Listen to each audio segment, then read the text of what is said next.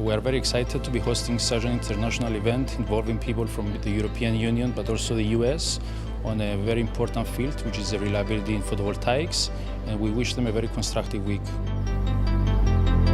Climate change is actually one of the biggest challenges of our current generation, perhaps even the biggest challenge for the moment. The main objective of this project, Cost Action PulPV, is to evaluate how well PV systems that are installed in the field are performing in reality. Based on practical examples, but also on modeling examples, on PV in buildings, PV in grids. All those questions need to be answered. And you can only answer that if you have enough data, specific data on the specific question. You have to imagine, at the moment 400 gigawatt of photovoltaics is installed worldwide. So it's really necessary to know what the performance of all these systems is. Most of the countries in the world have committed themselves to certain targets to reach by 2020, 2030 through the Paris Agreement. This is based on the traditional European countries like France and Belgium and Netherlands and Germany, but also tries to include countries a little bit further away from that. So we try to really combine all the European efforts in this action on collaboration.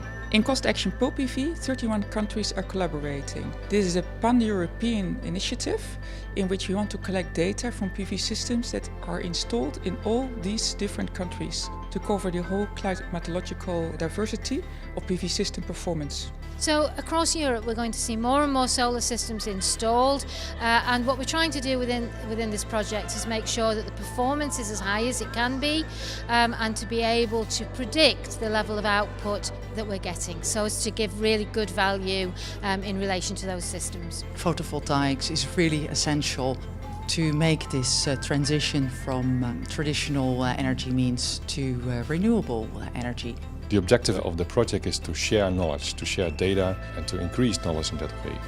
And to do this we need a lot of knowledge and especially a lot of networking between different knowledges and experiences. The future of PV, up to now, the mainstream technology is the silicon cell technology.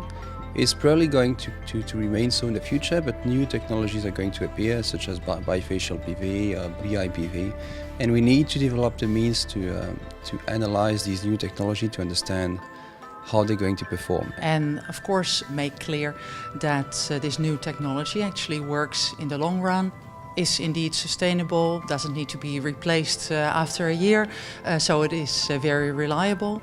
So I think this kind of research is really crucial to make the big energy transition. And this is very important for the market. This is important for the development of these new technologies, because people are only going to invest in these new technologies if they are better understood.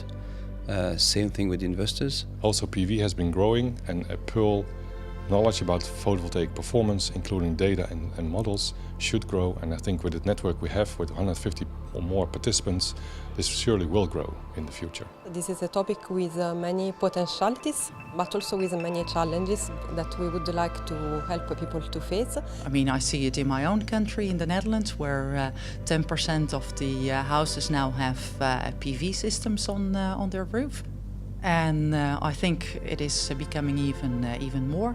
But of course, to have this accepted at a larger scale, bigger buildings, but also certain industries, more is needed in terms of research. So I very much welcome this kind of research, that it is also done with more countries, because of course research findings need to be shared, are relevant for all of Europe and also outside of Europe. So it is really great to be here. Thank you.